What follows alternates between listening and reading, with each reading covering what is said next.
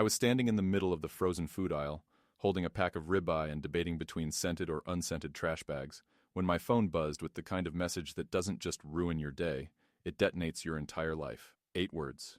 Wedding's off. Expect a call from my lawyer. No, I'm sorry. No explanation. Not even a damn emoji. Just a clinical gut punch from the woman I was supposed to marry in exactly 32 days. Madeline Pierce, my fiancée, or I guess ex, the woman who cried when I proposed under that ridiculous maple tree she always said looked like it belonged in a Nicholas Sparks movie. I just stared at the screen. A couple walked by arguing about ice cream flavors, and the woman said, "Honey, are you okay?" I must have looked like someone had just told me I tested positive for everything. I didn't text back, didn't call, didn't pace or cry or blast sad music. I just stared, walked to self-checkout, paid for my groceries, drove home in dead silence, and sat in my driveway for 15 minutes, trying to remember how breathing worked. When I finally pulled out my phone again, I typed exactly 3 words. As you wish. Not because I was being polite, not because I was hurt, because I knew something she didn't.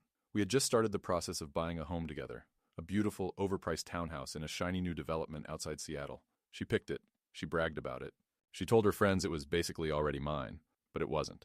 And more importantly, the deal wasn't final, which meant legally, I could still walk away. So I did. 3 clicks on the bank's mortgage portal and boom, application withdrawn. Without my credit, without my income, the whole thing collapsed like a drunk guy on a Jenga tower. The house was dead. Her little fantasy life? Dead. You might think that's petty.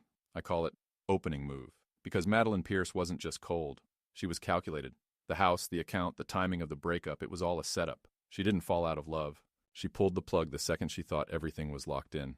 But she forgot who I am. By the time I got home, the silence in my apartment felt radioactive. I didn't even take my shoes off. Just walked straight to the kitchen, pulled out a beer, and stared at the label like it might explain what the hell just happened. The hum of the fridge was the only sound. That and my heartbeat. Too fast, too loud, like it was trying to escape my chest. She didn't even have the spine to call. Not a face-to-face breakup. Not a phone call. A text. And a lawyer. Like I was a lease agreement she wanted to terminate early. I sat down at the kitchen table and opened my laptop. Mortgage portal. 3 clicks. Application withdrawn. Done. Final. No dramatics. No warning. I left no breadcrumbs. And then I waited. 48 hours later, the voicemail came. Mr. Blake, this is Amanda Weiss, legal counsel for Miss Madeline Pierce.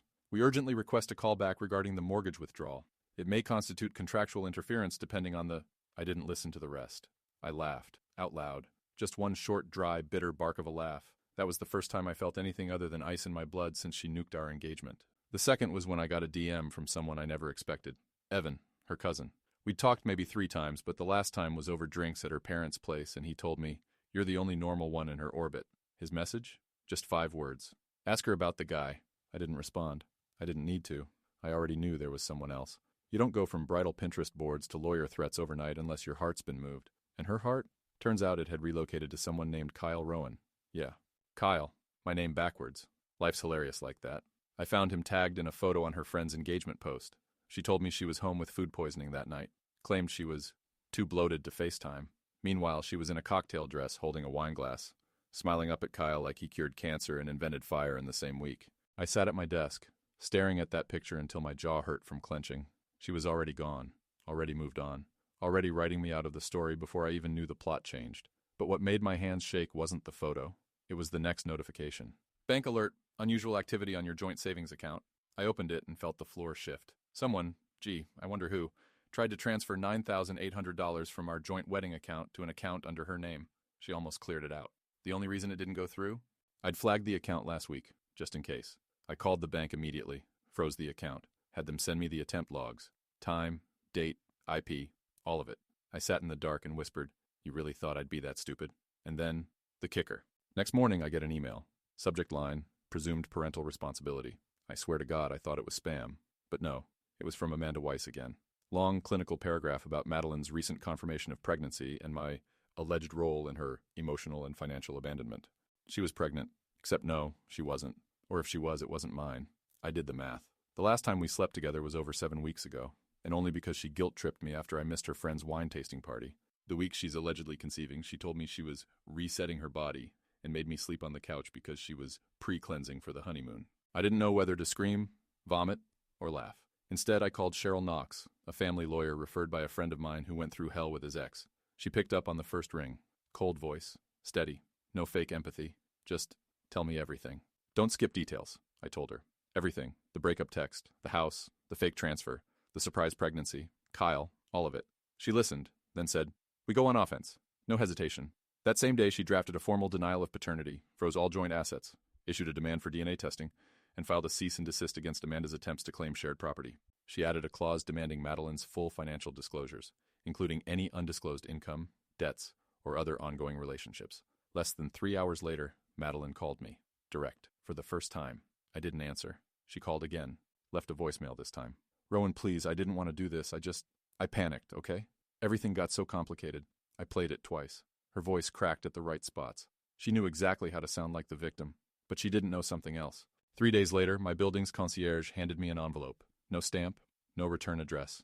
Just my name, scrawled in her handwriting like she couldn't decide if she wanted to seduce me or curse me.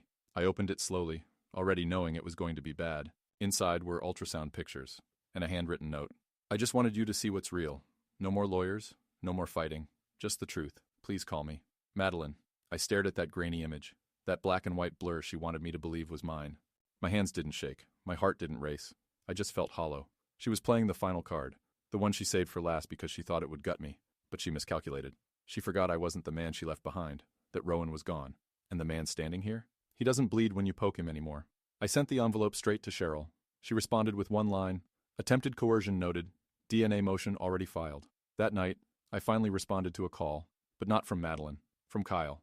Yeah, that Kyle, the guy she's been sneaking around with behind my back for who knows how long. His voice shook when he spoke. "Hey man, I don't want trouble, I didn't know. She told me you were done months ago." I didn't interrupt. I wanted him to keep going. "She said the engagement was just for appearances, that you were toxic, controlling, that she stayed because you were threatening to ruin her credit. I swear I didn't mean for this to happen." I waited, then said calmly, "Did she tell you she tried to forge my signature on a mortgage agreement last week?" Silence. Dead silence. Then he whispered, "Jesus Christ." That's when I knew he wasn't lying. He was a pawn, just like me. Madeline wasn't in love. She was a tactician, a manipulator with a Pinterest board for every phase of betrayal. Kyle exhaled hard, then said something that nearly made me drop the phone. "She said she was going to tell people you hit her, that it would explain the breakup, that no one would question it if she cried hard enough." I sat there motionless. You know that feeling when your blood goes hot, then cold, then back to hot in a loop so fast you think you're about to pass out? That. I didn't yell. I didn't threaten. I just said, "Thank you for telling me," and hung up. Then I called Cheryl. Within 24 hours, she filed a preemptive protective affidavit. Detailed. Precise. Every interaction, every date, every digital receipt.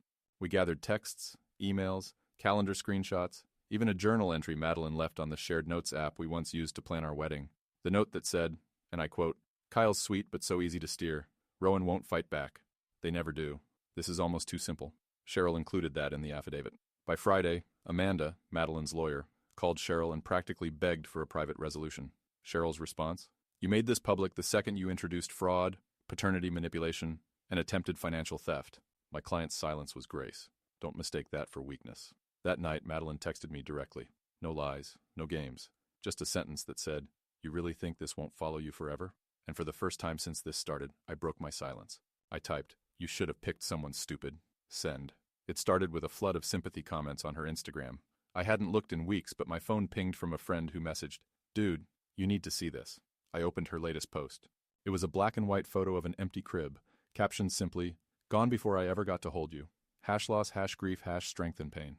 There were hundreds of comments, some offering condolences, others tagging me, asking what happened, if I knew, if I was the father. And in the middle of all that white noise, one comment made my lungs freeze. "He left the second he found out. Coward." She was rewriting the story. In real time. Publicly.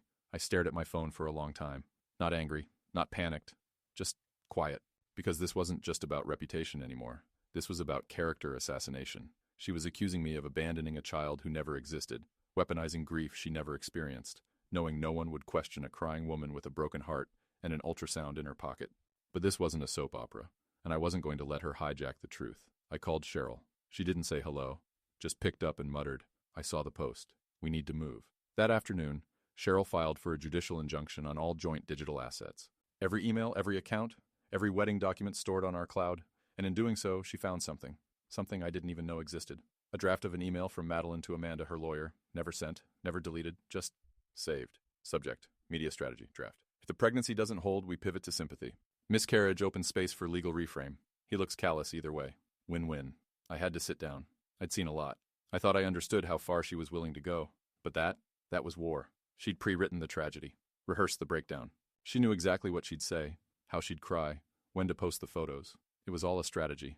One last desperate attempt to seize control of the story when the legal system stopped working in her favor. I forwarded the file to Kyle. No message, just the truth. 30 minutes later, he called. His voice sounded like someone who'd just walked out of a burning building. I left her. I'm done. I sent that draft to her mom too. She needs help, man. Like, serious help. I should have felt relief. But all I felt was something heavier. Not pity, not fear, disgust. The kind that sticks to your skin even after the fire's out. That night, my inbox exploded. 3 emails from Amanda Weiss. 2 voicemails. 1 marked urgent. I didn't respond. Cheryl did. She filed a formal ethics complaint with the bar against Amanda for knowingly supporting a client making fabricated paternity claims and orchestrating a digital harassment campaign.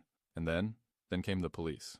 Not for me, for her. Turns out forging mortgage documents is a felony. So is attempting to move nearly $10,000 from a shared account into a personal one post-breakup, especially when you lie to your bank about it. Between that, the defamation, and the forged social media screenshots she was sending to mutual friends to claim emotional abuse, she was under full investigation. Her Instagram account went dark the next morning. No apology, no retraction, just poof, gone. But the damage was done. And not just to her. Friends I'd known for years unfollowed me. People whispered. Some reached out with cautious apologies, others just ghosted me entirely. She showed up at my door 5 days after her Instagram vanished. No warning, no text, no shame. Just standing there in a hoodie 3 sizes too big, eyes hollow, face pale, like she thought dressing herself down would somehow make me forget who she really was. I didn't open the door right away, just stood behind the peephole, watching her bite her bottom lip like she was 16 and grounded for the first time. Then she knocked, quietly at first, then again, harder. Rowan, please. My name from her mouth made my stomach clench. Like hearing an old song you used to love before you learned who it was really about. Just talk to me, she whispered. I opened the door, but not all the way. Not for her. Just enough to see that she looked like hell. Just enough to remind myself I didn't. What do you want, Madeline? She looked up, eyes glossy, lips trembling, Oscar-worthy. I made a mistake, she said, voice cracking in all the right places. I was scared. I didn't know how to fix it. No, I said flatly. You didn't make a mistake. You made a plan. She flinched like I slapped her, but I wasn't done. You executed it step by step. You lied, you stole, you forged legal documents, and you tried to ruin me when I didn't crawl back. You're not scared, you're cornered. Her mouth opened. But I didn't care what came next. You lied about a pregnancy, Madeline. No, You lied about a miscarriage, I snapped, voice low but sharp. You used grief to spin sympathy while my lawyer was untangling your fraud. You told people I hit you. She backed up a step. Not much. Just enough to know the words were landing. I didn't say that. Kyle, he twisted. Kyle showed me everything. I cut her off. So did Cheryl. And so will the state attorney, when your hearing date gets confirmed. She went quiet, silent, still. Then her face changed. It wasn't dramatic. No screaming, no sobbing. Just a flicker, like a mask slipping. And then she smiled. That soft, nauseating little smirk she used when she knew someone just walked into a trap she set 6 moves ago. You think anyone cares about truth? She asked. Voice steady now. Too steady. You think screenshots matter more than a sobbing woman with mascara running down her cheeks? I stared at her. Cold. Flat. You're right, I said. They don't. She blinked, confused. But you know who does care? I stepped closer. The mortgage fraud unit, the cybercrime division, the bank, the bar association, the forensic analyst who traced every fake document you filed. I leaned in just enough for her to hear every word. You came to bury me, but I brought shovels too. She went pale. Real pale. Her lips parted like she had something devastating to say. Something final. Something nuclear. But nothing came out. I closed the door. No slamming. No dramatics. Just a slow, solid click of a lock sliding into place. The subpoena arrived on a Monday. No envelope. Just a knock, a signature, and a man in a gray windbreaker handing me an official packet like he was delivering a pizza. Inside, confirmation that the state was filing criminal charges against Madeline Pierce for attempted financial fraud, document forgery, and misuse of joint marital assets. 3 felonies, 2 misdemeanors. 1 very real chance at prison time. I sat at my kitchen table and stared at the header on the first page. State of Washington versus Madeline A. Pierce. I didn't feel triumphant. I didn't feel vindicated. I felt tired. Not the kind of tired that goes away after sleep. The kind that clings to your bones. That sets up camp in the back of your eyes and whispers, you weren't built for this. But I was. And she was about to find out exactly how much I could endure. Cheryl called an hour later. Her tone was different now. Less clinical. More personal. She's going to try something, she said. This isn't the end. It's the beginning of the collapse. People like her. They don't crash quietly. She was right. 3 days later, Madeline's parents showed up at my apartment. Let me be clear. I had never seen them without wine glasses in their hands and the smell of overpriced candles trailing behind them like a brand. Now, they stood in my hallway, looking like they hadn't slept in days. Her father spoke first. "Rowan," he said, trying to sound like the father-in-law I never asked for, "this is getting out of hand." I didn't move, didn't blink, just stared at them with that same dead expression I learned to wear like armor. Her mother took a step forward, eyes wet. "She's not well. She's seeing someone now. A doctor. She's been diagnosed. It wasn't the real her." I nearly laughed. "The real her?" I said. "You mean the one who tried to steal $10,000? Or the one who forged my signature on a federal document? Or the one who lied about a miscarriage to gain sympathy and avoid jail time? Help me out here. Which version are we pretending to believe in today?" Her father's face hardened. The sympathy died right there in the hallway. "You're going to ruin her life." "No," I said. "She ruined it herself. I'm just the one holding the flashlight." They didn't argue, didn't beg, just stood there in that thick silence, looking for a way back into a house that had already burned down. I closed the door, again. But that night the doubt crept in, not because of what they said, but because of what came next. A letter. No return address. No signature. Just a handwritten note on plain stationery. It read, "What if I said I believed everything you said about me? That I was wrong? That I deserved everything that's coming? What if I told you I still think about you every day? Not because I want to fix things, but because I know I broke something I can't rebuild. You're not cruel, Rowan, but you could be. And the fact that you're not is exactly why I still see your face every time I close my eyes. I don't expect forgiveness. But if there's anything left inside you that remembers who we were before all this, don't let them put me in a cage." There was no signature, no plea, just that last sentence hanging there like a trap. Don't let them put me in a cage. It messed me up more than I care to admit. I took it to Cheryl the next morning. She read it in silence, then folded it neatly and slid it back into the envelope. "This is emotional blackmail," she said. I nodded, but I didn't throw it away. I didn't know what disturbed me more, that she'd written it, or that part of me believed her. The morning of the hearing, Seattle looked like it was mourning something. Heavy gray clouds smothered the skyline, and the air tasted like metal. I arrived early, earlier than Cheryl even asked, because I needed to see the courtroom empty, needed to feel what silence looked like before her voice tried to poison it again. She walked in 40 minutes late, not rushed, not panicked, dressed like a shadow of herself, blouse too loose, hair pulled back like she hadn't cared enough to fix it, makeup applied with either no effort or too much trembling. She wouldn't look at me. Amanda Weiss, her attorney, looked like she'd aged 5 years since I last saw her. The judge, a man with iron gray eyebrows and a face like granite, entered without introduction. He glanced at the docket, then at us. "Miss Pierce," he said, "before we proceed with preliminary motions, you've requested the opportunity to address the court directly." I didn't flinch, but every muscle in my body locked up like a trap waiting to spring. She stood slowly, steady at first, but when she turned to face the courtroom, full of strangers, court clerks, legal interns, and 2 of her own friends in the back row clutching tissues like they'd been cast in a daytime drama, she changed. Her eyes scanned the room and finally landed on me, and then she smiled. Not the smirk, not the manipulator's grin, something worse, something human. "I wasn't supposed to be here," she began, voice low but clear. "None of this was supposed to happen. I was supposed to be married next month. I was supposed to be better." I didn't blink. Neither did Cheryl. I could feel the courtroom leaning in, slow, careful, like the moment before a glass falls off the edge of a table. "I heard him," she continued. "I didn't just lie. I calculated.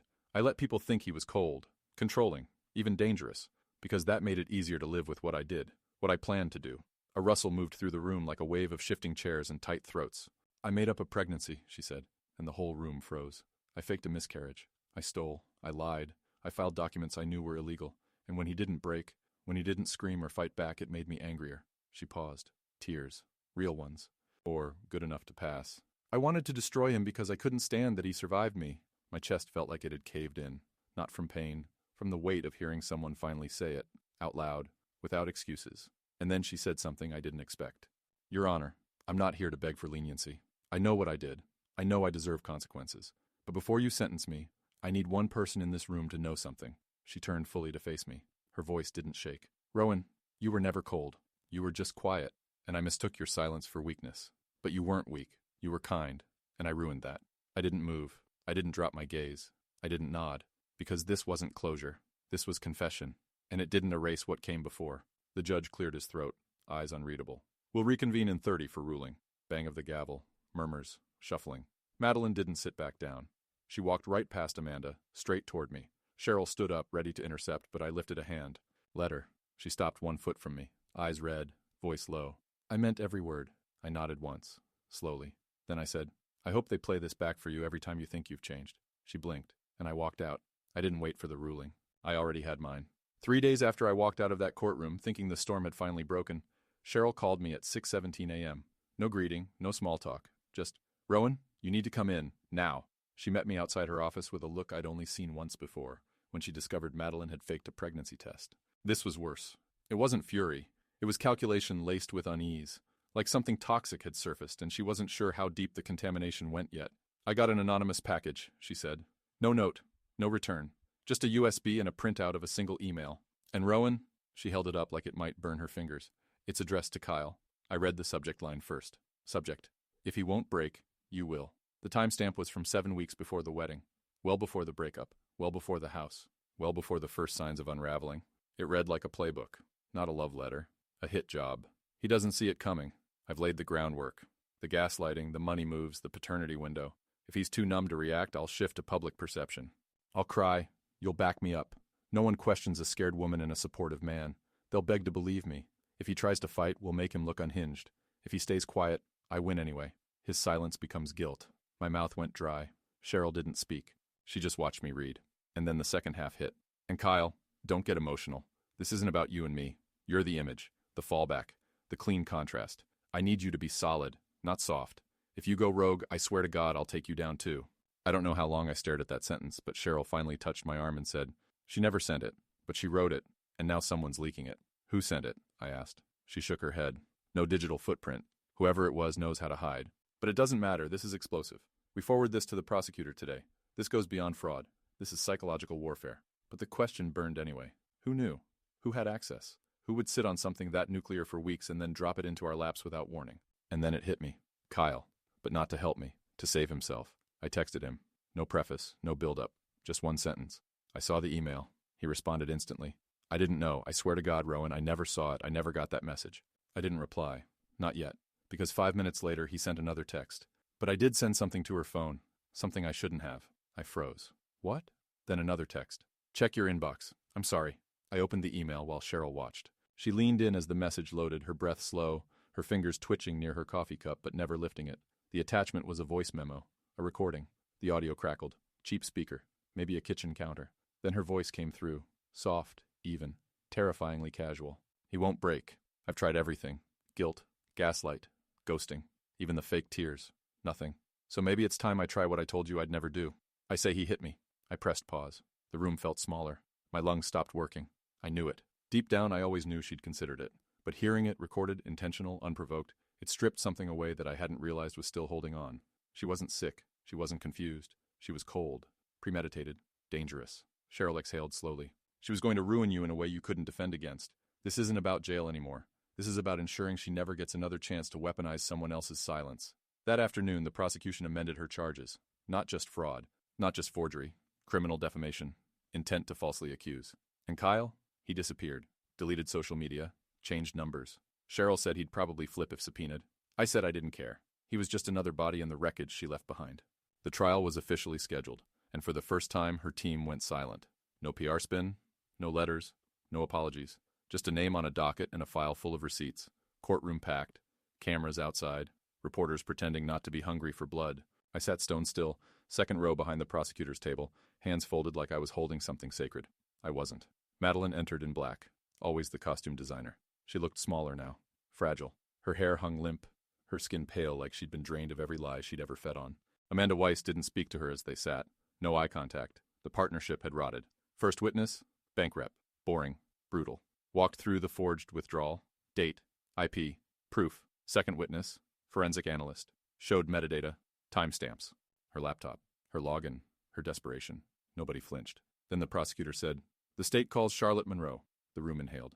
I hadn't heard that name in a year. She walked in wearing a dark blazer and no wedding ring. Her steps were tight, professional, like she still worked HR even though everyone knew she didn't anymore. Madeline froze. Her old college roommate, her ex-maid of honor, the one who ghosted us 6 months before the wedding, said she had family stuff. She lied. I didn't know why. Now I did. Charlotte sat, looked straight at the jury, then said, "She told me she wanted to destroy him." Madeline blinked once. That was all. She said she wanted to ruin him so thoroughly he'd doubt his own memories. Said if he ever talked back, she'd cry. And people would always believe the woman crying. Amanda objected. Overruled. She practiced the breakdown in my apartment. I watched her rehearse it. She said if guilt didn't work, she'd invent harm. If harm didn't work, she'd invent a pregnancy. Madeline didn't look up. Her face didn't move. She said truth didn't matter. What mattered was how fast you got to the microphone. It took 12 minutes for the jury to deliberate. Guilty, all counts, every last one. Sentencing in 6 weeks. Madeline didn't cry, didn't beg. She just stood when they cuffed her. Her eyes found mine once, just once, and for the first time in over a year, I saw something unfamiliar in her. Nothing. She turned away. They let her out. A week later, a letter showed up at Cheryl's office with no return address. Inside was a photo. Me, standing on my balcony, taken from street level. Close. Clear. On the back, one word. Lucky. The trial was over. She wasn't.